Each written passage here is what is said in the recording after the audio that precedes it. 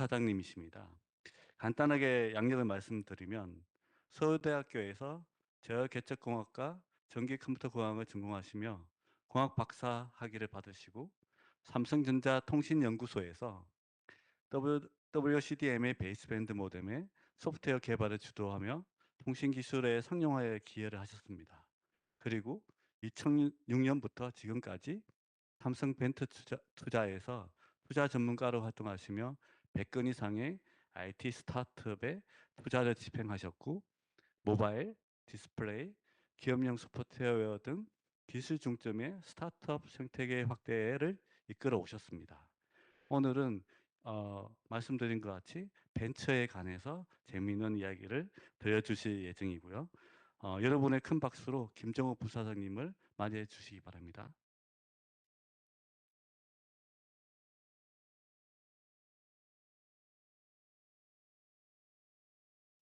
안녕하십니까. 방금 소개받은 김정호입니다. 제가 지금까지 삼성에서 한 약 25년 정도 근무하고 있고요. 저는 아까 소개받은 대로 시작은 엔지니어로 시작했고 학위 받은 다음에 5년 정도 엔지니어로서 근무했고 5년의 엔지니어 생활을 끝나고 저에게는 도전이었죠. 저는 아무 파이낸셜 관련해서는 지식도 없고 그럴 때 삼성벤처투자로 이직을 결정했었기 때문에요. 근데 제가 삼성벤처에서 근무하면서 느꼈던 것들, 나는 공대 다니면서 왜 이런 거 못 배웠지? 이런 것 좀 알려줬으면 좋았을 것 같았는데 하는 것들을 오늘 좀 나누려고 하고요. 제가 아까 이 강의 시작하기 전에 여쭤봤더니 다음 주 정도면 종강을 하신다고 들었습니다. 그리고 기말고사가 있다고 들었고요. 오늘 자리는 그냥 재밌게 들으시면 되고요. 과제도 없고 단지 벤처 관련된 스타트업 관련된 과거서부터 현재까지의 그냥 재밌는 이야기니까 들으시고 나중에 사회 진출하실 때 여러분들이 중요 의사결정을 내리실 때 좀 도움이 될 만한 그런 요소가 되기를 바라면서 강의를 시작하도록 하겠습니다. 오늘 주제는 아까 타이틀에 있었던 것처럼 벤처 이야기 좀 할 거고요. 그리고 벤처의 한국에서는 벤처라고 하는데 사실은 영어로는 스타트업이라고 많이들 얘기해가지고 벤처라고 하면은 말 그대로 조금 모험 관점이고 스타트업 하면 벤처 창업하는 회사들을 얘기하기 때문에 한국에서는 조금 그 개념이나 단어의 쓰임이 혼재되어 있는데 일단은 알기 쉽게 벤처라는 단어를 써서 이야기를 시작해 볼까 합니다. 역사적으로 볼 때 그런 벤처는 언제 시작했을까를 고민해 보면 원래는 사실은 요 페이지는 제 내피셜로 넣은 거고요. 보통은 요 다음 페이지에 있는 이분에 대한 얘기로 스타트를 많이 시작하는데 제가 이 모세 얘기를 가져온 거는 아시겠지만 모세가 기원전 1500년 전, 약 1500년 전에 당시 이집트에 노예 생활을 하던 이스라엘인들을 데리고 여러분들도 잘 아시는 가나안 땅으로 이주를 하게 됩니다. 여기서 시사점은 아시겠지만 이집트에서 그냥 살면 노예로 밥 굶지는 않고 살 수 있는 그런 삶을 살 수 있었고요. 반면에 모세를 따라가게 되면 어딘지 모르죠. 오로지 적과 꿀이 흐르는 땅이라는 그런 비전만 갖고 가나안 땅으로 이주하는 그런 문제였던 것 같습니다. 여기에서 우리는 그냥 지금에 안주하고 살 거냐 아니면 더 나은 발전, 더 나은 삶을 위해서 지금 당장의 리스크는 테이킹하고 그런 새로운 도전을 할 거냐 그런 것들을 보여준 첫 번째 역사적 사건이었던 것 같습니다. 근데 보통 공식적으로는 이 스페인의 이사벨라 여왕이 첫 번째 역사적으로 봤을 때 소위 말하는 벤처 투자를 했던 역사적 인물로 기록을 하고 있습니다. 당시 15세기, 16세기경에 대항해 시대가 열리는데 그 대항해 시대를 개척한 게 스페인이었다고, 특히 이사벨라 여왕의 콜럼버스의 미 대륙 발견의 투자를 대항해 시대의 시발점으로 그렇게 보고 있습니다. 근데 역사적 배경을 살펴보면 스페인은 당시에 지중해에서 소위 말하는 우리가 말하는 오스만 투르크족한테 밀려나면서 지중해 패권을 잃기 시작했고 옆에 붙어있던 포르투갈은 이미 스페인에 앞서서 아프리카 항로를 개척하고 인도의 서쪽 정도까지 도달하는 그런 개척을 시작했습니다. 그래서 스페인은 다시 말하면 그 당시에는 뭐 2위, 3위 국가밖에 안 되는 거죠. 그러면 아시겠지만 1위를 이기기 위해서는 뭔가 모험을 택해야 되고, 이사벨 여왕은 결국 콜럼버스의 미 신대륙 탐험에 투자를 하고 지원을 하게 됩니다. 그 성공의 결과는 뭐 매우 달콤했습니다. 아시겠지만 처음에는 미국이었지만 나중에 저 남미 땅까지 많은 땅에 식민지를 개척했고, 그 식민지에서 발굴된 금, 은 등을 통해서 엄청난 부를 축적하는 그런 큰 성공을 거둔 사례였습니다. 그래서 뭐 여러분들 잘 아시겠지만 스타트업은 요 세 가지면 다 요약이 될 것 같습니다. 위험을 무릅쓰고 도전을 할 것이냐, 는 뭐 잘 아시겠지만 성공하면 대박이고 실패하면 쪽박이라고 썼던 거를 사실은 쪽박은 아니라서요. 나중에 제가 이제 좀 딴 얘기하면서 잠깐 말씀드릴 건데, 투자한 만큼은 잃지만 벌면은 투자한 거에 뭐 수백 배, 수천 배를 벌 수 있거든요. 투자와 리턴의 불균형이 아주 심한 게 스타트업 성공이라고 보시면 될 것 같습니다. 아무래도 벤처의 생태계의 중심은 미국이다 보니까 미국에 대한 얘기를 안 할 수가 없고, 여전히 전 세계 벤처 생태계의 중심은 미국 실리콘밸리이기 때문에 그쪽에서부터 좀 얘기를 하려고 합니다. 여러분들도 잘 아시겠지만 아마 뭐 요즘 사회책이라 안 하죠. 사회탐구라고 하나요? 저 때는 이제 사회라는 과목에서 배웠었는데, 어떤 뭐 회사가 창업을 하거나 뭘 하려면 제일 많이 필요한 게 사람과 기술과 자본이잖아요. 근데 그 세 가지 중에 기술이라는 토대가 쌓이기 시작하는 게 저는 스탠포드 대학교의 개교라고 말씀드릴 수 있고요. 스탠포드는 말 그대로 이름이 닐랜드 스탠포드라는 사람이 개교를 했고, 1961년에 하나밖에 없는 외아들이 장티푸스로 사망을 하면서 저분이 이제 이후에 젊은 사람들을 육성하고자 91년에 스탠포드 대학교를 개교하게 됩니다. 이 스탠포드 대학교가 의미가 있는 게 아시겠지만 여기서 수많은 기술적 지식을 가진 엔지니어들이 많이 배출되게 됩니다. 그 토대가 지금도 쌓여 있고, 뭐 대표적으로 구글 창업자들이 다 스탠포드 대학교 출신이고요. 두 번째 역사적 사건은 휴렛패커드. 뭐 휴렛패커드 여전히 여러분들도 잘 알고 계시죠. 특히 프린트로 유명한 회사고, 저 스탠포드 대학교 졸업하신 저 두 분이 저 당시에는 아직 뭐 투자란 관점이 없었기 때문에 본인들의 돈 갖고 회사를 설립했고, 지금껏 그 회사가 유지되어 오고 있습니다. 저 두 분의 관련된 내용을 찾아보면 저 두 사람이 동전 던지기로 휴렛 패커드로 할 건지 패커드 휴렛으로 할 것인지를 결정했다고 하더라고요. 그러니까 휴렛이 이긴 거죠. 1946년에 아마 여러분들도 들어보셨을 것 같은데 스탠포드 리서치 인스티튜트는 지금도 있습니다. 저 시기를 살펴보면 한참 전쟁하고 있을 때죠. 전쟁을 했고 끝나가고, 그 당시에 각종 무기들을 만들기 위해서 엄청나게 각국들이 연구를 할 때 그런 것들에서 나온 결과를 가지고 상업화하는 데 많이 노력한 연구재단이고 지금도 활동을 하고 있습니다. 저도 찾아보니 발명품 보면은 잉크젯 프린트가 이미 나왔고요. 저 당시에 광디스크도 나왔고, 여러분들이 지금도 쓰고 있는 마우스 모뎀 이미 저 시절에 이미 다 개발된 그런 제품들입니다. 아마 그 다음에 이게 제가 보기에는 가장 중요한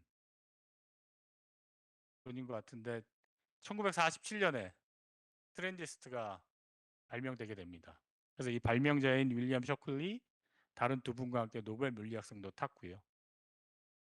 지금 세마이 컨덕트에 다 기본이 되는 게 트랜지스터이기 때문에 이게 가장 역사적으로 정말 중요한 사건이었다고 생각하고요.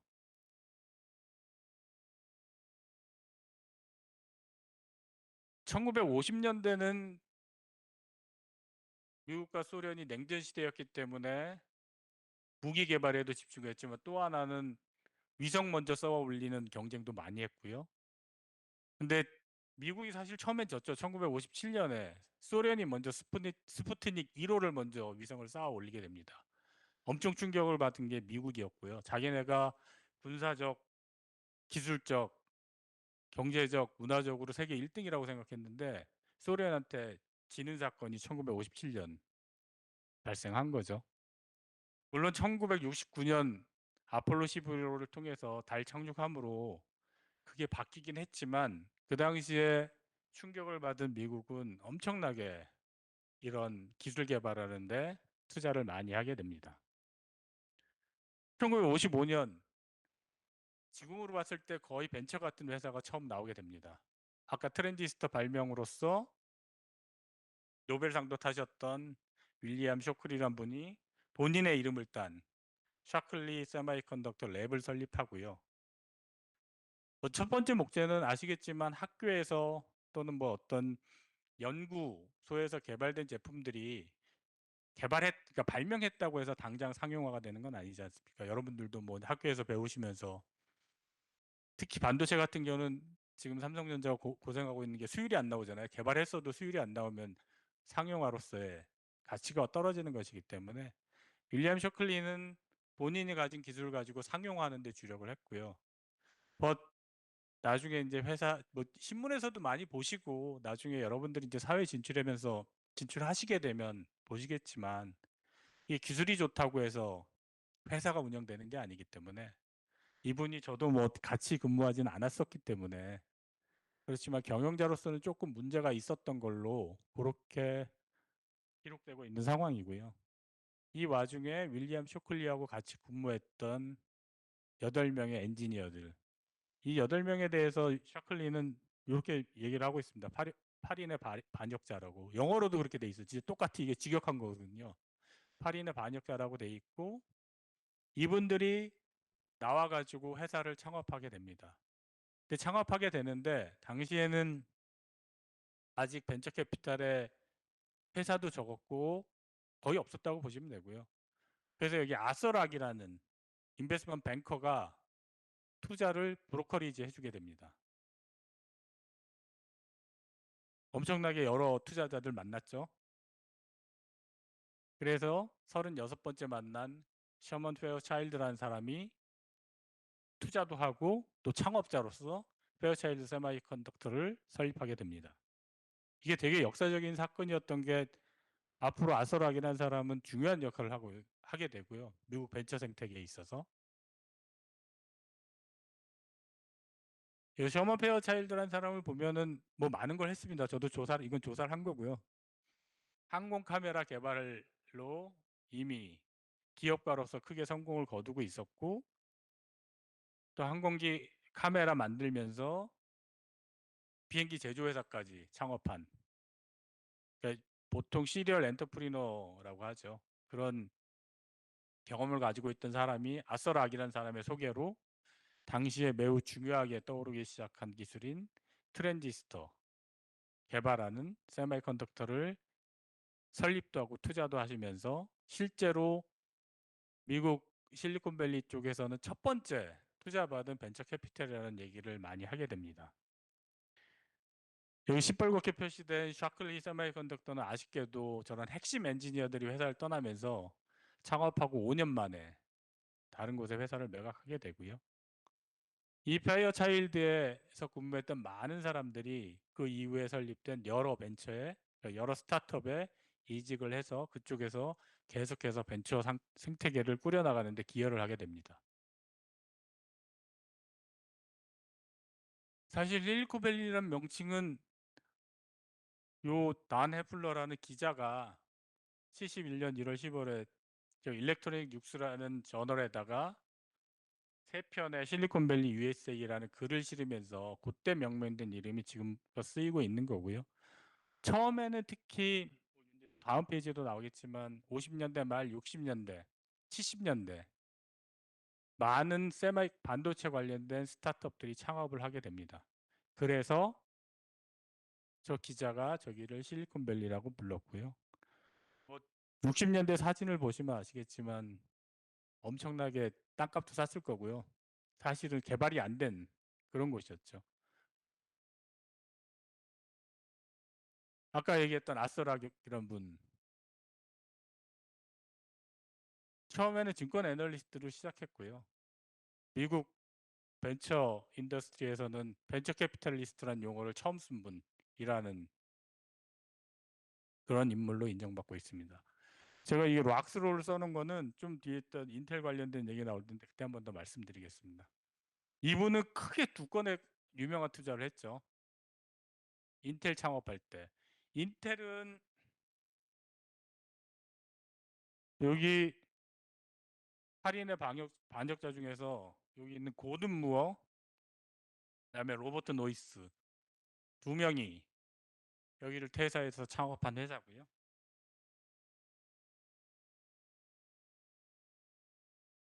아스락은 초기 투자하면서 1% 지분을 받았고 영광스럽게도 저 회사의 창업자로 인정받고 있습니다. 아까 말씀드린 노이스하고 무어 두 명하고 해서 여기 아스락이 인텔 투자하면서 써놓은 글이 있는데 제가 삼성벤처에 있으면서 나도 저런 투자 해보고 싶었는데라는 생각을 많이 해주게 하는 그런 말이거든요. 저 아스락하고 그다음에 로버트 노이스가 꽤 친했다고 합니다. 캠핑도 같이 가고 할 정도로. 근데 저 로버트 노이스가 창업을 하겠다고 하니까 정말로 묻지도 따지지도 않고 투자를 했다고 하더라고요.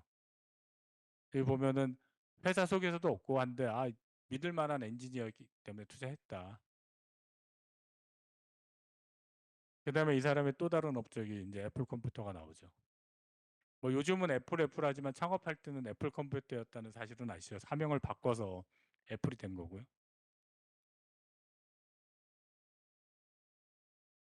그 다음에 아마 이 클라이너 퍼킨스나 시코야 캐피탈은 들어보신 분도 있을 거고 아니신 분도 있을 것 같은데 미국 벤처 캐피탈 인더스트리에서 가장 유명한 탑5를 꼽으면 반드시 들어가는 두 군데라고 말씀드릴 수 있고요. 이런 벤처 캐피탈 72년에 우연히도 두 회사 다 72년에 창업이 됐더라고요.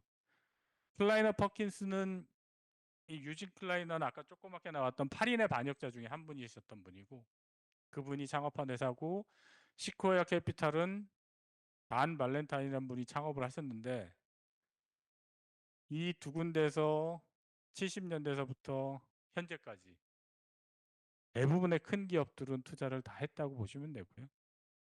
뭐 여러분들 일렉트로닉 아트는 잘 아실 것 같고 썬 마이크로 시스템즈는 잘 모르실 거고 아마존, 뭐 구글, 트위터, 라빈넷은 좀 아시죠?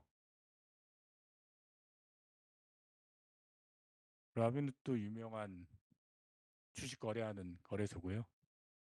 그 다음에 시코야 캐피탈도 엄청나게 유명한 회사들 많이 했고 지금도 활발히 활동하고 있고 현재 운영 규모, 그러니까 현재 펀드 전체로 한 88조, 88빌리언, 뭐 지금 환율로 하면 100빌리언 정도를 운영하고 있는 아주 큰 회사입니다.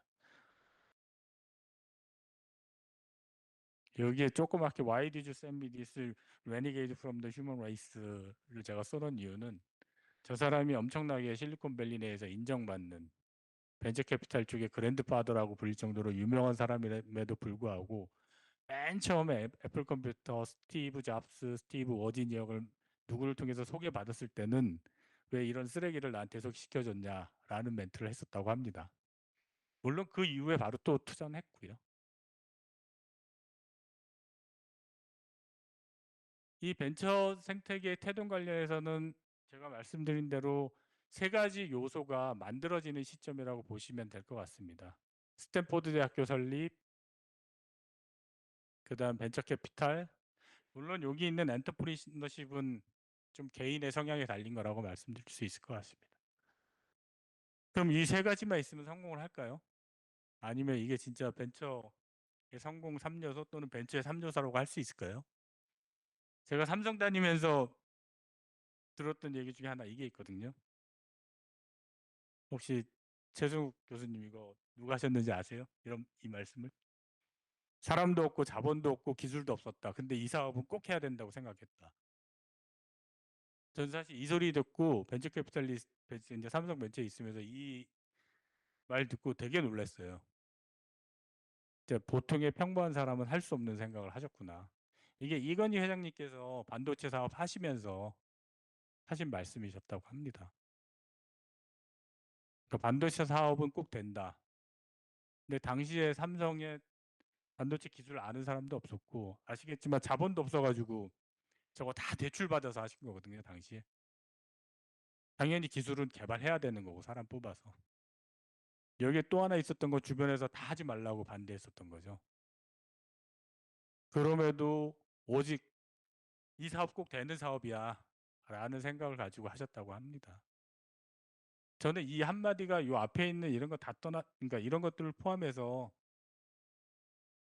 스타트업이 가져야 되는 가장 중요한 마인드가 아닌가 그렇게 생각을 하고 있습니다. 근데 어쨌든 실리콘밸리에는 사람도 있고 자본도 있고 기술도 있습니다.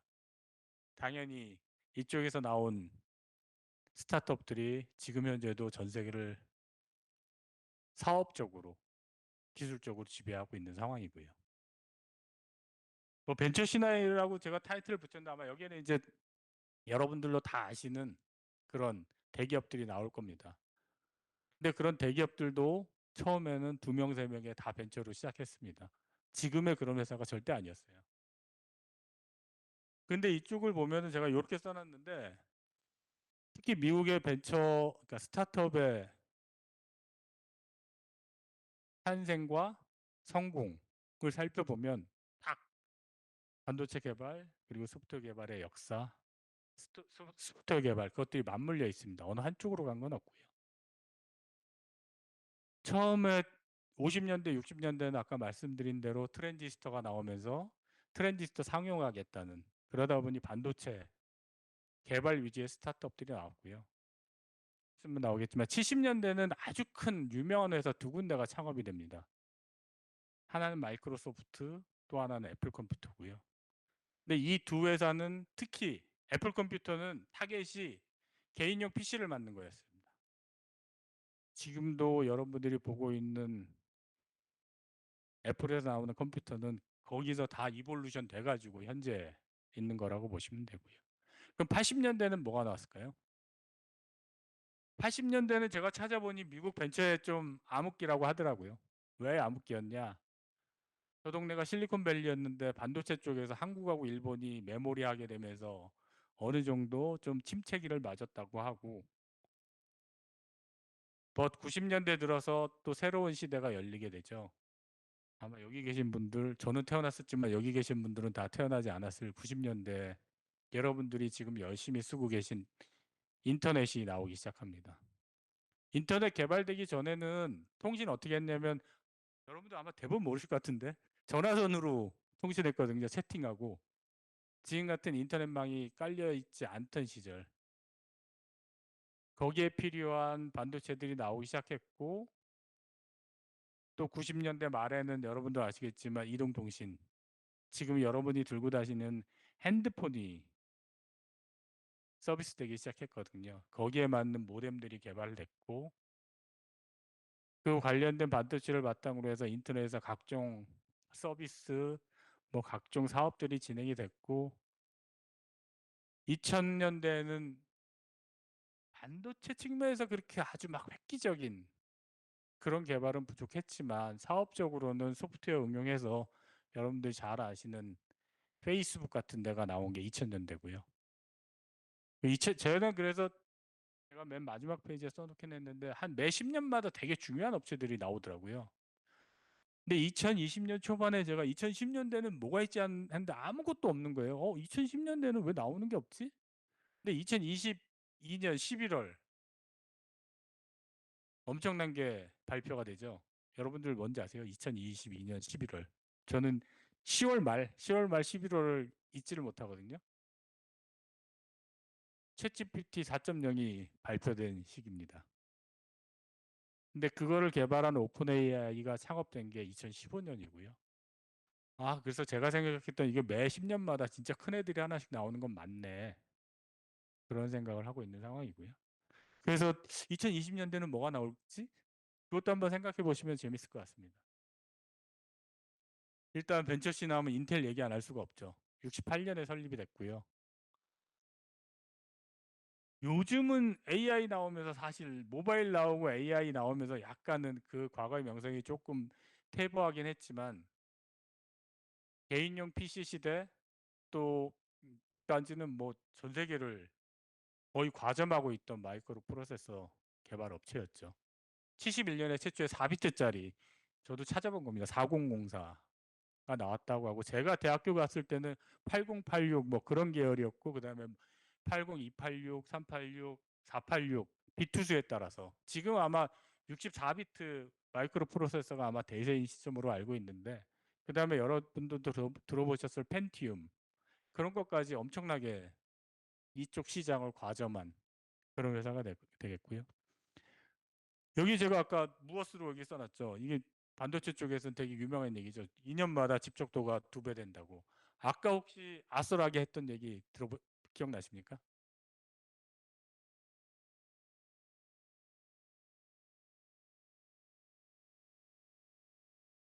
이게 거의 뭐 등가인 얘기라고 하더라고요. 저는 잘 모르지만 전문가가 아니라서. 매 4년마다 비용이 2배 증가한다는 얘기거든요. 아까는 집적도가 2배 증가한다는 얘기고 근데 이게 생산과 기술 측면에서 똑같은 얘기라고 하더라고요. 집적도가 올라가는 대신 당연히 개발하는 비용은 많이 올라갈 거고 근데 여러분들이나 저나 뭐 많이 기억하고 있는 얘기는 요거죠. 집적도 2배 올라간다. 인텔은 여기 빨간 걸로 표시된 것처럼 잘해왔는데 68년에 창업해서 정말 2000년대 초반까지 엄청 잘해왔는데 실기한 게 2가지 있죠. 하나는 모바일 시장을 조금 등한시했고 또 AI 시대에 준비가 안 돼 있어서 지금 현재는 조금 퇴보의 단계에 있는 그런 업체라고 보시면 될 것 같습니다. but 나중에 애플 얘기도 하겠지만 이렇다고 해서 이 회사가 망한다는 건 아니고요. 충분히 기술적 잠재력이 있고 자본이 있고 또 사람이 있기 때문에 이런 거를 역전시킬 수 있는 충분한 저력이 있는 큰 회사라고 생각하시면 될 것 같습니다. 그 다음에 엄청나게 큰 회사들이 70년대 중반에 설립이 됐죠. 마이크로소프트, 애플. 뭐 마이크로소프트에 뭐 이런 관련된 내용은 아실 거고 마이크로소프트는 창업 이후에 커온 과정들을 생각해 보면 아마 여러분들이 마이크로소프트를 처음 보신 건 뭐 MS 오피스, 윈도우즈 그럴 때 보셨죠? 저 때는 마이크로소프트는 MS 도스로 유명했었고 MS 도스는 아마 써보신 적이 거의 없을 것 같은데 요즘 말하는 뭐 윈도우즈 이런 애는 그래픽 유저 인터페이스잖아요. 제가 학교 다닐 때는 저런 거는 언강생식이었고 커맨드 써가지고 실행시키고 뭐 프린트 시키고 뭐 그런 시절이었어요. 근데 그걸로도 엄청난 유명한 회사였는데 윈도우즈 나오기 시작했고 MS 오피스 나왔고 무엇보다도 시대에 맞게 자기네 메인 프로덕트를 계속 잘 바꿔온 회사라고 말씀드릴 수 있을 것 같습니다. 롭스에서 시작했지만 윈도우즈, MS 오피스, 엑스박스 그리고 애저 그 다음에는 오픈 AI에 챗 GPT 제일 먼저 투자도 많이 하고 협력한 회사로 시가총액 현재 엔비디아하고 1, 2위를 다투고 있는 회사죠. 또 다른 회사는 애플 컴퓨터. 2명의 스티브와 1명의 다른 창업자가 창업을 했다고 제가 들었습니다. 이 웬이란 분은 무척 아쉽죠. 저 당시에 있는 주식 8주 만에 다 팔고 떠났으니까. 지금 애플 컴퓨터가 애플이라는 이제 시가총액 측면에서 3천 빌리언이 넘죠. 그러니까 들고만 저거 주식 안 팔고 있기만 했었어도 엄청난 부자가 되셨을 텐데 8주 만에 회사를 떠났다고 합니다. 그다음에 또 찾아보다 보니까 뭐 여러 최초 투자자도 있고 또 애플 컴퓨터 초기 만든 제품 중에 애플 Q라는 제품에 대해서 마케팅을 담당했던 저도 이건 찾아본 건데 램 맥키나라는 분이 저쪽에서 엄청나게 실리콘밸리에서 매우 유명한 마케팅 전문가라고 하더라고요. 그래서 저분한테 돈이 없으니까 애플 컴퓨터 마케팅 해주고 내가 애플에서 20% 지분 줄게. 초기에 저기 78년 얘기입니다. 근데 거절했다고 하더라고요. 저분이 써놓은 것 중에 자기가 가장 그러니까 잘못한 의사결정 중에 하나라고 글이 써 있습니다. 저 20% 지분이었으면 뭐 엄청났죠. 뭐 다 안 갖고 있더라도 지금 현재 지분 가치로 따지면 어쨌든 현재 시총 3천조 넘는 3천 빌리언 넘는 그런 회사가 돼 있습니다. 애플 얘기를 조금 더 하면 애플은 사실은 소위 말하는 여러분들이 쓰고 있는 IBM 컴패터블 PC에 밀려서 PC 시장에서 점유율 한 10% 미만 그런 회사였고 그러다 보니 90년대 초에 창업자였던 스티브 잡스가 회사에서 쫓겨나게 됩니다. 근데 쫓아내고 나서도 뭐 그다지 성공적인 사업을 영위하지 못하다 보니까 다시 스티브 잡스를 영입하게 되고요. 애플 컴퓨터가 제가 보기에는 사업적으로 큰 성공을 거두기 시작한 게 두 개가 있습니다. 혹시 여기 지금 여러분들이 태어나시기 전일 거예요. 아이팟. MP3 뮤직 인더스트리를 제가 보기엔 만들어낸 건 스티브 잡스라고 생각해요. 그전에는 MP3 다 불법 다운로드 받고 불법 복제하고 그랬거든요. 지금 여러분들이 쓰고 있는 뭐 멜론, 스포티파이 그런 거 있지도 않았습니다. 그러니까 다 사람들이 불법 음원 듣고 하던 시절에 스티브 잡스가 만들었다고 해야 되겠죠. 아이팟 만들고 아이튠스 만들어 가지고 아이튠스에 미국에 있는 음반 레이블들한테 MP3 여기 넣고 돈 나눠줄게. 팔리는 거야. 그러니까 지금의 앱 수수료 있죠. 앱 마켓에서의 앱 수수료 7대 3이 그때 나온 거거든요. 각국 음반 회사에다가 너희가 70 가져가 내가 30 수수료로 먹을게. 그 비즈니스를 만든 게 스티브 잡스고요. 그게 첫 번째 애플이 성공하기 시작한 첫 번째였고 두 번째는 뭐 여러분들 지금 다 아마 여기 계신 분의 90% 이상이 쓰고 계신 아이폰. 사실 아이폰 나올 시점에는 저도 이제 그 당시에는 삼성전자를 딱 떠난 그 시점이었는데 그러니까 애플이 아이폰 내놓는다고 하는 시점에는 당시에 핸드폰 시장을 핸드폰 시장에서 1, 2위를 하고 있던 노키아, 2위 하고 있던 삼성 진짜로 그 파급력에 대해서 전혀 생각 안 했어요. 그리고 심지어 가끔 흘러나오는 루머가 애플은 1년에 한 100만 대 파는 걸 목표로 한대요. 그렇기 때문에 몇 천만 대씩 팔고 있던 삼성이나 노키아에서는 사실은 경쟁자로 보지도 않았던 회사가 애플이었습니다. 근데 뭐 아이폰 출시하면서 세상이 변했죠. 근데 애플의 아이폰 얘기를 계속하는 이유는 거기서 또다시 애플이 새로운 비즈니스 모델을 들고 나오죠. 앱스토어, 그 전에는 앱스토어 있지도 않았습니다. 아이폰 나오고 앱스토어 나오고 지금 생각해 보면 아이튠스의 이볼루션 버전이라고 생각하시면 되고요. 그 두 가지 나오면서 세상을 바꿔놓은 애플이 됐죠. 세 번째 시스코.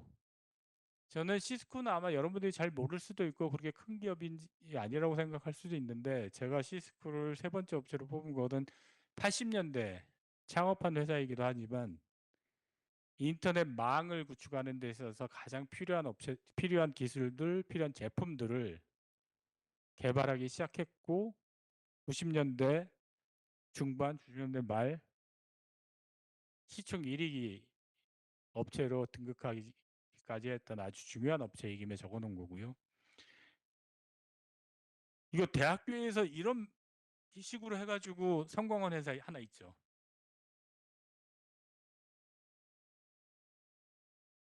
페이스북 맞습니다. 페이스북이 대학교 내에서 저런 학교 내 학생들 뭐 공유할 수 있는 사이트 만들어가지고 한 게 지금의 페이스북 돼 있거든요. 저기 똑같이 시스코 스탠포드 대학교 내에서 많은 컴퓨터들이 있는데 그 컴퓨터 통해서 서로 좀 연결도 하고 우리 그걸 통해서 채팅도 하자. 그렇게 시작을 했고 사실은 인터넷 세상을 이끄는데 아마 엄청난 기여를 한 업체라고 보시면 될 것 같습니다.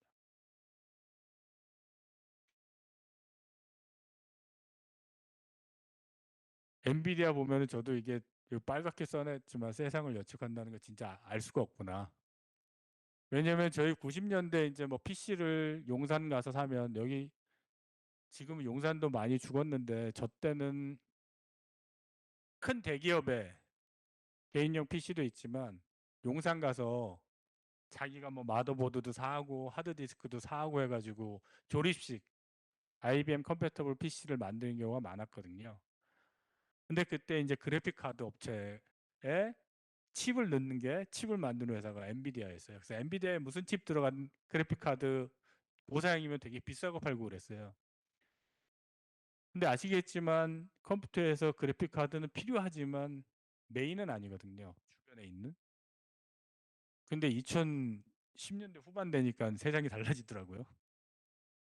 지금 뭐 엔비디아를 빼고는 세상을 얘기할 수 없는 그런 세상.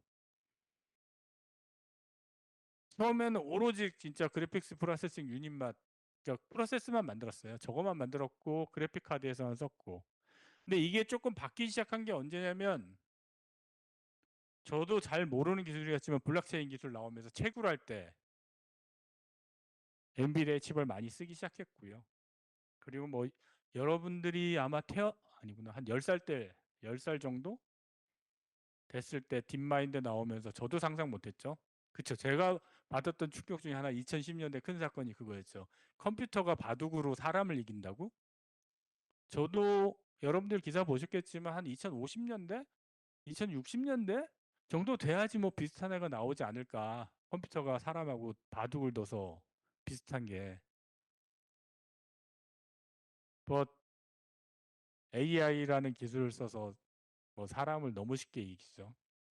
아마 AI가 사람들한테 곽강을 받기 시작하고 정말로 많은 학생들, 기업들이 관심을 갖기 시작한 거는 정말로 제가 보기엔 딥마인드였어요.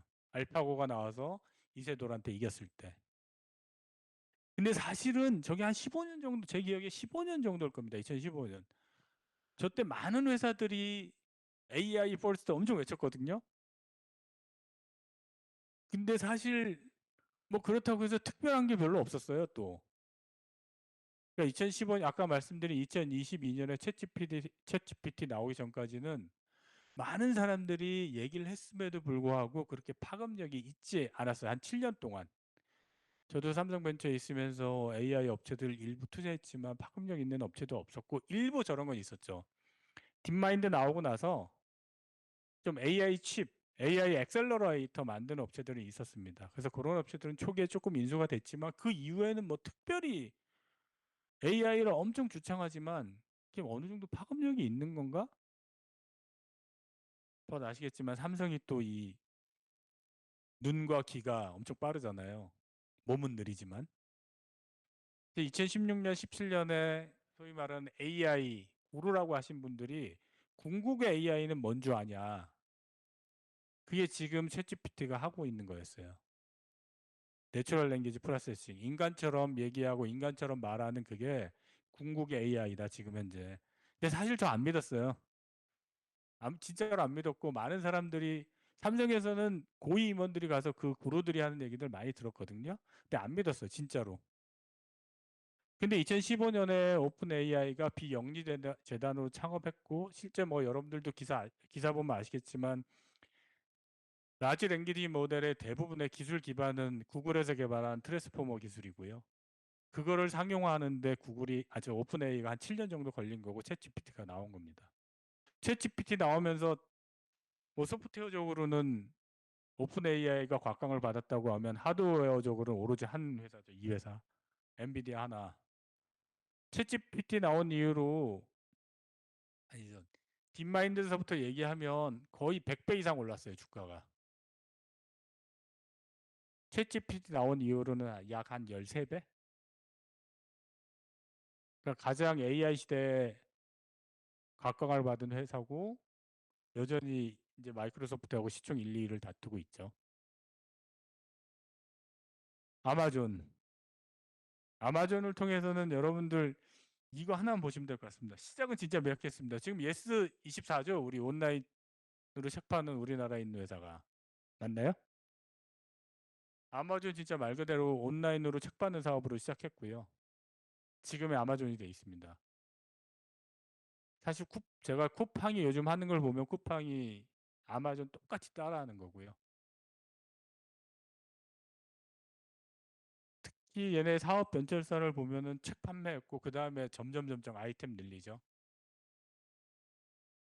물건 파는 측면에서는 요게 되게 컸던 것 같아요. 여기 풀필먼트 서비스가 뭐냐면은 얘네 이커머스 플랫폼에서 중소업체들이 물건 파는데 웨어하우스나 딜리버리 아마존이 다 해줍니다. 그러니까 조그만 업체들은 할 필요가 없네요. 수수료만 주면 돼요. 그러다 보니 아마존에서 물건 다 팔고 있는 거고 아마존을 벗어날 수가 없죠. 미국에서는. 여러분들이 제 와이프가 주문할 때 맨날 쿠팡만 쓰는 것처럼 벗어날 수가 없더라고요.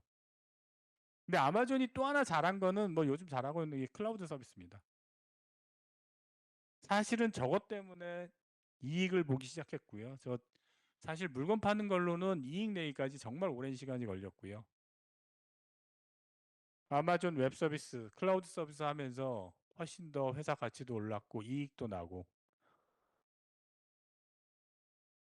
여기 중간에 뭐 제가 써놓지는 않았지만 여러분들도 아마 기사에서나 보셨을 인터넷 버블이 꺼지는 시점에 아마존도 돈이 없어가지고 은행 가서 대출 받았거든요. 그런 어려움을 겪고 정말로 시작은 온라인 서점으로 시작했지만 지금은 뭐 이커머스나 아니면 클라우드 서비스나 세계 1등 기업이 되어 있는 상황입니다. 넷플릭스도 되게 재밌죠. 여러분들이 태어나기 전인 것 같은데 영화 보려면 저희는 비디오 테이프를 비디오 렌탈샵에 가서 비디오 빌려다가 보는 시절이었거든요. 90년대 말 2000년대 초반. 미국의 그 비디오 렌탈 서비스를 1위 하는 회사가 블록버스터였고요. 여기 넷플릭스 창업하신 두 분들이 그랬다고 하더라고요. 이때는 뭐 비디오를 렌탈해 가면 기한 내 반납 안 하면 벌금 매겼거든요. 이런 것도 싫었고 또 하나는 저 창업자 두 분이 아마존의 제프 베조스가 그 온라인 창업하는 거 보고 되게 존경했다고 하더라고요. 아, 저런 사업을 하네. 그럼 우리는 아마존이 안 하는 뭐 새로운 물건 온라인에 팔 수 있는 거 뭐 없을까? 라는 생각을 하게 됐고 그것도 둘이 카풀하는 중에. 근데 그 당시에 DVD가 나오기 시작했다고 합니다. 그래서 DVD 통해서 렌탈도 하고 그러니까 렌탈이라는 게 우편으로 DVD는 조그마잖아요. 우편으로 보내주고 반납하게 하고 그런 사업을 하기 시작했고 여러분들이 잘 아는 이 월간 구독 모델을 요때 도입하기 시작했고요. 뭐 요즘 서브스크립션 모델은 너무나 많이 알려져 있지만 그 당시에는 흔하게 쓰이지 않는 사업 비즈니스 모델이었고요. 근데 99년에 처음으로 도입했고 이것도 재밌죠? 이 아마존이 제프 버저스가 팔라고 했다고 그러더라고요. 98년인가 너네 사업 팔어. 근데 가격은 뭐 1,400만 불, 1,600만 불. 제가 보기엔 가격이 낮아서 안 팔았던 것 같고 이 블록버스터는 좀 달라요. 인터넷 버블 꺼지면서 적자 보니까 넷플릭스에서 제안한 거였어요. 근데 블록버스터에서 거절했죠. 근데 저런 과정을 거치면서 현재 시총 500조고 여러분들이 아시는 지금의 넷플릭스가 돼 있는 거고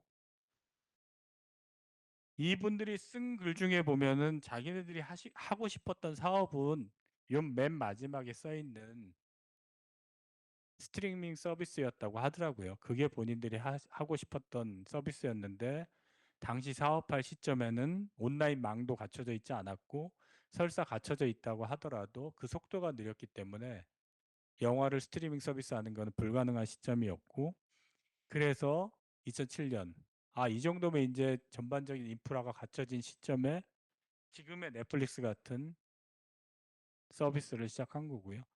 사실 제가 넷플릭스 포함해서 이 당시에 뭐 소위 말하는 비디오 애그리게이터 여러 업체들 많이 만났었거든요. 하나도 성공한 데 없어요. 다 실패했고 왜냐? 이게 결국은 자기네 컨텐츠가 없기 때문에 그 컨텐츠 사오는 비용이 너무 많이 들어서 정말로 유저들이 정말 많지 않으면 이익이 나지 않는 구조였어요. 근데 넷플릭스는 그걸 해낸 거죠. 유저 베이스를 확 늘리고 지금 현재 구조로 이익이 나는 구조가 된 회사가 된 겁니다. 그러니까 그 나는 이익 갖고 자기네 자체 콘텐츠도 만들고요. 거의 제가 보기엔 비디오 애그리게이터는 성공한 회사가 거의 이 회사가 거의 유일한 것 같아요. 딴 회사들은 여기에 비길 수가 없습니다. 구글 뭐 얘기할 필요도 없죠. 구글의 초기 투자자 중에 제가 찾아봤더니 제프 베조스도 있더라고요. 여러분들 뭐 아시겠지만 보통 창업하면 돈 많은 개인들이 일단 투자를 하고요. 돈 많은 개인들이라는 게 뭐 큰 돈을 하는 건 아니고 10만 불, 20만 불 정도씩 투자하는 거고 제프 베조스가 처음에 투자했었다고 하더라고요. 이 회사는 사실 주식회사가 된 건 98년이고요. 제가 찾아보면 99년에 100만 불의 회사를 팔려고 했었다고 하더라고요. 근데 그 100만 불에 제안을 했더니 안 사겠다고. 근데 그해 99년 8월입니다. 아까 맨 앞에 72년도에 창업했다고 했던 벤처 캐피탈 두 군데 있었죠. 클라이너 퍼킨스하고 시코이아에서 두 군데에서 1250만 불씩 2500만 불 투자합니다. 저는 사실 개인적으로는 그 두 분이 되게 유명한 사람이세요. 그 두 분이 마이클 모리츠, 존 도어라고 미국 벤처 대학 캐피의 레전드 같은 사람들인데 저는 사실은 그분들이 어떻게 투자했을까? 왜냐하면 당시에 검색어, 검색 엔진을 가진 업체들이 많았고 지금 우리들이 알고 있는 검색 엔진의 비즈니스 모델, 돈 버는 모델이 전혀 없었어요. 대부분 그리고 망해가고 있었고 근대로 투자를 해가지고 신기하기도 하고 운이 좋은 건지 실력이 좋은지 잘 모르겠지만 뭐 엄청난 회사가 돼 있죠.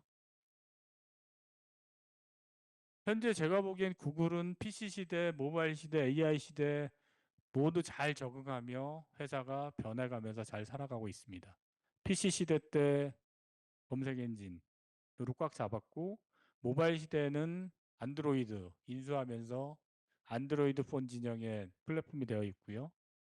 AI 시대는 오픈 AI 약간 밀리지만 사실 아까 말씀드린 대로 오픈 AI의 근간이 되는 기술은 구글에서 개발한 거기 때문에 그 기술적인 잠재력은 뭐 엄청난 회사라고 말씀드릴 수 있을 것 같습니다. 여기도 시총이 주식이 두 개로 나눠져 있어서 그런데 3천 빌리언 정도 되는 큰 회사가 되어 있는 상황이고요. 테슬라. 테슬라를 넣은 이유는 제가 2006년에 이제 삼성벤처로 갔으니까 테슬라가 2010년에 여러분들 들어보셨을 거예요. 테슬라 상장이라는 얘기 많이 들어보셨죠? 테슬라 상장은 재무적으로는 상장하면 안 되는데 기술적 잠재력 때문에 상장시켜 주는 거고 시장에서 돈 모아서 그거 갖고 투자해 가지고 제품도 개발하고 사업도 하라는 게 테슬라 상장이에요. 그걸 본따서 우리나라 코스닥 같은 때도 대표적으로 바이오 기업들, 사실 바이오 기업들은 돈도 많이 필요한데 아직 기술적으로 검증된 건 없는데 돈이 많이 필요하거든요, 초기에. 돈을 유치할 수 있는 게 결국 벤처 캐피탈에서 유치하는 데는 한계가 있잖아요. 상장 시장에서 그 투자 자금을 유인해서 그걸로 제품 개발하고 나중에 성공해라. 그게 테슬라 상장의 개념입니다. 근데 테슬라가 저걸 했고요. 제가 테슬라를 보면서 아니 대한민국에서 누군가 자동차 회사를 벤처로 하겠다고 하면 저는 돈도 없고 기술도 없고 진짜 돈이 없어서 지원을 못 해줘요. 진짜 자동차 회사를 뭐 아시겠지만 대표적으로 최근에 자동차 대한민국에서 새로 사업하다가 대부분 안 됐죠. 첫 번째 어디예요? 삼성자동차. 삼성자동차 삼성이 한 사업이에요. 결국 손 들고 나갔거든요. 그다음에 뭐 쌍용 이런 쌍용 자동차 지금은 K 머시기로 이름이 바뀐 걸로 알고 있는데 안 됐죠. 잘 안 되죠. 근데 미국은 이 전기차를 하는데 저 사업이 결국은 성공을 하더라고요. 제가 그러면서 삼성벤처에 있으면서 와, 저 생태계 너무 부럽다고 느꼈어요. 사람도 있고 기술도 있고 미국은 저걸 밀어줄 자본이 있는 거예요. 저게 자본이 없으면 자동차 같은 장치 사업은 할 수가 없거든요. 물론 일론 머스크 같이 정말로 훌륭한 기업가도 있었지만 이 생태계가 갖춰진 미국이 너무 부러웠어요. 그만큼 기회도 많고. 근데 여러분들 테슬라는 기술 많습니다. 요 배터리 관련된 건 이건 야사예요. 정설은 아니고요. 처음에 이제 테슬라가 자동차용 배터리를 만들려고 첫 번째 찾아간 회사가 어딘 줄 아십니까? 테슬라는 아직 뭐 배터리 관련된 기술은 없었으니까 삼성 SDI라는 소리가 있습니다. 그거 아시잖아요. 어디 들어보지도 못한 벤처 업체가 삼성 SDI 와서 전기차 배터리 만드는데 협력하자고 하니까 당연히 리젝 당했죠. 그 다음에 두 번째로 찾아간 회사가 어딜까요? 테슬라가. 파나소닉. 파나소닉이 이것 때문에 배터리 시장 1등 했었죠. 지금 뭐 유지되고 있는지 모르지만 파나소닉을 찾아갔고 파나소닉은 해보자. 개발해보자. 그 의사결정 차이 하나가 파나소닉이 한때는 지금도 아마 1등일 걸로 알고 있는데 저는 배터리 리튬이온 배터리 시장이 1등인 회사가 파나소닉이었거든요. 그 의사결정 하나 때문에. 두 번째는 뭐 아시겠지만 여기 이 중에 여기 학생분들 중에 전기차를 운전하고 계신 분이 있는지 없는지 잘 모르겠지만 전기차의 가장 불편한 거는 결국 충전이거든요. 근데 미국 가면은 많이 돼 있는데 다 표준이 다 테슬라 거예요. 왜냐면 테슬라밖에 없었으니까. 충전소 만들면 다 테슬라 기술 쓰는 겁니다. 제가 보기에는 그래서 딴 전기차 업체들은 테슬라가 가진 저 차징 스탠다드 쓰지 않으면 할 수가 없어요, 미국에. 왜냐면 저만큼 가려면 돈도 많이 투자해야 되고 시간도 많이 해야 되는데 그럴 이유가 없는 거죠. 그 다음에 세 번째, 저는 테슬라를 운전해 본 적은 없어요. 근데 많으신 분들이 오토파일럿 기술 훌륭하다. 아무튼 한국에서도 오토파일럿 기술 써가지고 고속도로에서 맡겨놓는 경우들 많거든요. 근데 대부분의 평가가 오토파일럿 기술이 현재 테슬라가 최고다. 딴 데는 좀 시간이 걸릴 것 같다고 평가를 하고 있습니다. 그다음 네 번째, 아마 중간에 좀 이따 나올 건데 제조 공장에 휴머노이드 로봇 옵티머스 개발해서 투입하려고 하고 있거든요. 옵티 로봇을 쓰는 이유는 당연하죠. 제조 비용 낮춰야 되니까. 근데 저 휴머노이드 로봇 옵티머스 아마 여기 뭐 유튜버나 같은 데서 찾아보시면 나오거든요. 제가 보기에는 제가 삼성벤처에서 마지막으로 열심히 검토했던 분야가 휴머노이드 로봇이었거든요. 현재 기술적으로 제일 앞서 있습니다. 자동차뿐만 아니라 휴머노이드 로봇 관련해서는 테슬라가 또 다른 포텐셜을 가지고 있다고 보시면 될 것 같습니다. 이분은 내가 보기에 앨런 머스크는 딱 한마디로 표현하면 꾸준한 도전 정신인 것 같아요. 근데 그 도전 정신이 미국의 생태계하고 잘 맞물려 있습니다. 특히 저기 2002년에 시작한 스페이스X. 저 스페이스X의 현재 저기는 비상장 회사고요. 미국에서 거래되는 가격 얼마인지 아시나요?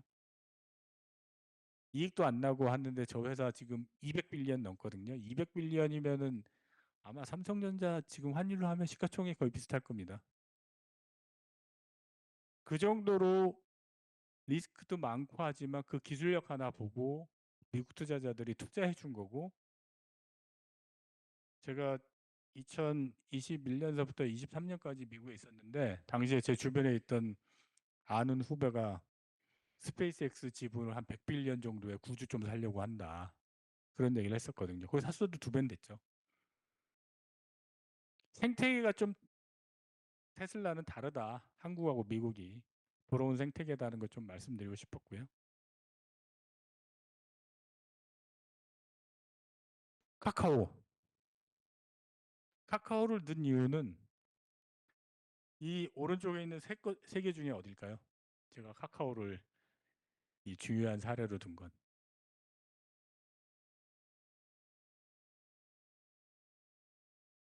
아, 오토도 있는데 저는 이 모니타이젠 쪽 때문에 썼어요. 아시겠지만 아니구나. 모르시는구나. 2005년. 당시 PC 시대에는 MS 메신저, 마이크로소프트 메신저가 좀 1등이었고요. 아직 우리나라 같은 경우는 모바일 폰에서 메신저 그렇게 잘하는 업체가 나오진 않았어요. 근데 카카오 메신저가 나왔고 정말로 단기간 내 대부분의 한국 사람들이 사용할 정도로 카카오 메신저가 국민 메신저가 됐죠. 근데 그런 메신저가 한국에만 있는 건 아니고요. 지역마다 좀 있고, 특히 미국 같은 데는 왓츠앱이라는 메신저가 있습니다.